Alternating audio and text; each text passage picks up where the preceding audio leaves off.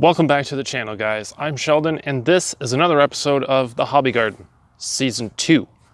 Now, the last update I gave you guys, things weren't looking that bad. However, things have taken a turn for the worst. I know it probably doesn't look all that different, but I know better. I've seen everything up close and personal.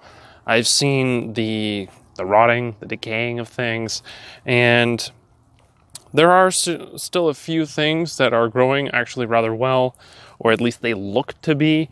However, looks can be very deceiving. So, what I'm going to be doing for you guys is taking a close look. I'm going to go over some of the good things and bad things that are going on right now, and basically just give you guys kind of an inside look at how things can be very deceiving. And I'm going to actually be comparing two pumpkins. One on the left hand side is really, really nice. We picked it early. It was actually grew early. So that one there was no problems with whatsoever. The one on the right hand side though, I literally just picked now, a couple minutes before shooting this video. And the reason I picked it is because it actually rotted off. There's actually some bugs that buried their way into the pumpkin. So it's completely rotted on the one side. It's very soft. So basically it's garbage. You can potentially take the seeds out of it if you want. The seeds are generally still good to use. However, the pumpkin itself, you can cut it open and try to salvage some of the actual, the meat, if you will. That's what most people refer to it as. But in terms of actually using it for, let's say, a pumpkin pie or anything like that, you won't really know until you cut it open and actually take a look. So, like I said, we're gonna take a quick look at what's going on in the garden, and I'm gonna explain to you guys some of the things to watch out for and be mindful of as you harvest and prepare for the winter. Mr. Owl, I'm sorry to disturb you once again. I know we're closing up shop here in the garden. However, you know what this is all about. This is about closing up the garden and bringing you inside for the winter. So, the first thing I'm going to show you guys is the spaghetti squash. They are still green, unfortunately, which has me somewhat worried because they are rather hard still. I mean, generally what you do with these is you put them in an oven and you bake them. Some people put them in the microwave. However, they have a tendency of exploding. So I don't recommend that method. We have a few peppers here, as you can see. I did pick some of them earlier. One of them actually I threw over here because I actually put my finger right straight through it. It was completely rotted. And the tomatoes are pretty much all gone right now. The cherry tomatoes have fallen. They're all scattered all on through here, as you guys can see. And unfortunately, I can't do a whole lot with them, so I've just kind of left everything alone. However, those peppers right there, I might grab one or two more. The spaghetti squash right there is actually really nice. And just to give you guys an inside look, those are the sunflower heads. We got the other one right over there. But as you can see, the seeds are drying out. The little nubs on the top, I brushed them off already. So this is what you're looking for. And so basically you just cut it right there at the stem and dry it out. And, roast them up in the oven if you want. Put them in, I don't know, salt or whatever. Now, as I mentioned, the pumpkin, the rotted one, was sitting right here in that little low spot in the dirt. And you know what? It's just a combination of the cold weather, excessive water. The garden is an absolute mess. I know you guys probably can't tell, but it is very, very mucky. There's no way I'm actually going in there. I did step over here on the grass that's growing in. It's creeping in. That was the only way I was able to access the pumpkin. Other than that, I can't really get in there. other than this mat here that we did use, which, by the way, if you guys are thinking about using it, I highly recommend using that. It worked really well. It catches a lot of produce that may fall, so it doesn't get stuck in the mud and bugs get at it. Plus, you can walk on it and you don't get mucky. So, these two plants here, they do have flowers on them, as you can see. It looks really nice, but at this point in the season, just pull the plants. So I'm going to do some more cleanup a little bit later. Now, as you guys can see, these leaves are completely dead. There's literally nothing left of this plant, which is a pumpkin. Now, it has some really weird discoloration on it, which I'm going to try to show you guys. Now, it's probably going to be difficult to see this.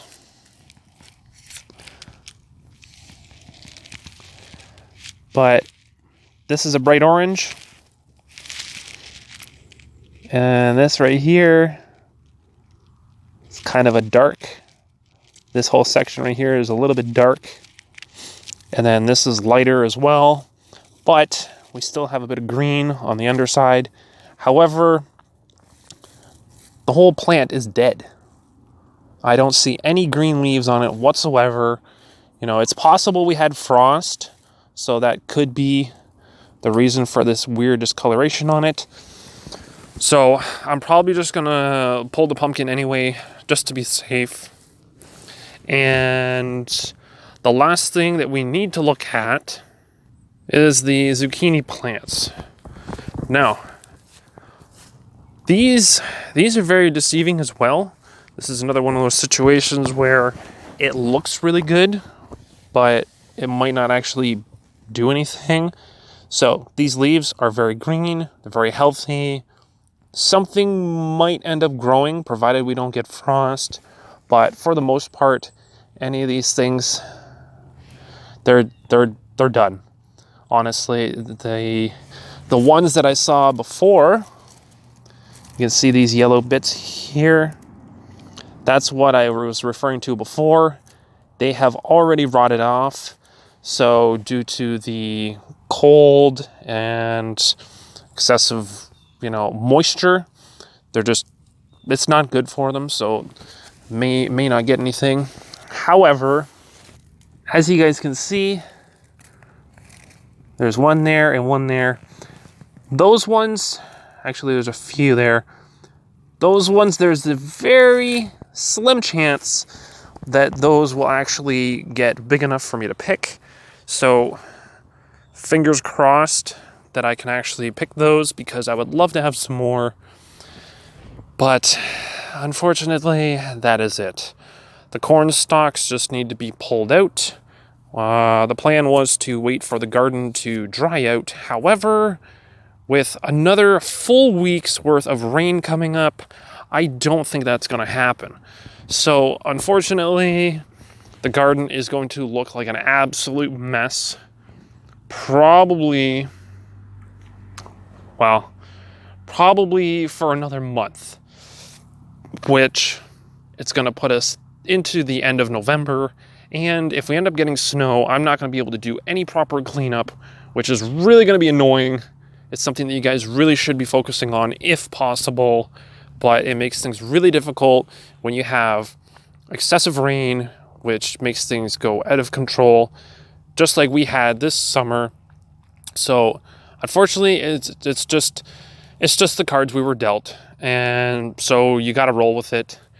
But if you guys have any takeaways from this, it is just to remember what you get, just enjoy it. Whatever you guys get from your garden, anything that grows really, really well, focus on those things in the following spring. Focus on collecting those seeds. Focus on growing those plants first so that they're ready to go in the garden. As soon as the garden is ready, throw those seeds in first. Don't wait around, because you want them to have the head start that they need. And the better the garden is, the easier it is, right? The things that you guys get used to growing, You know, it just makes things that much easier when you're growing something that you know has been successful in the previous season. Well, that's it for me, guys. I know this probably wasn't the most... What are you looking at? Anyway, he bugs me every single time I come out here because he thinks that I let him down. But when you think about it, he's the one watching the garden. It's his fault. It's okay, Mr. Owl.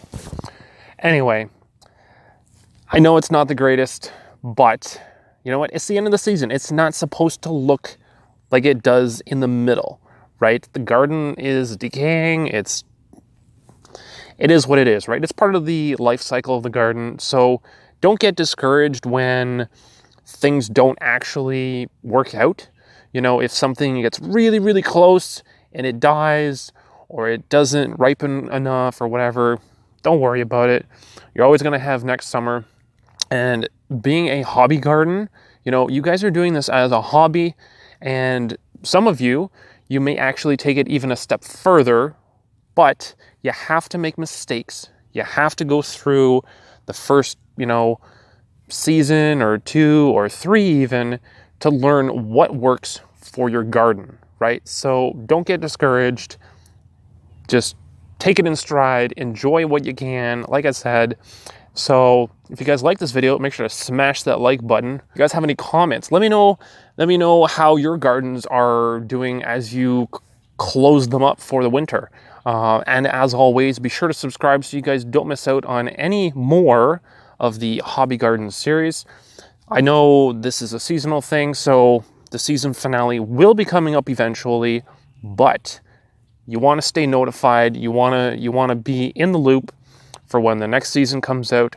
And if I have any surprise projects, you know, let's say I do some videos over the winter, you know, on how to collect seeds or store seeds, or maybe even trying a little experiment throughout the winter. You guys don't want to miss out on that. So be sure to subscribe. So that's it for me and Mr. Owl here, and we will catch you guys in the next one.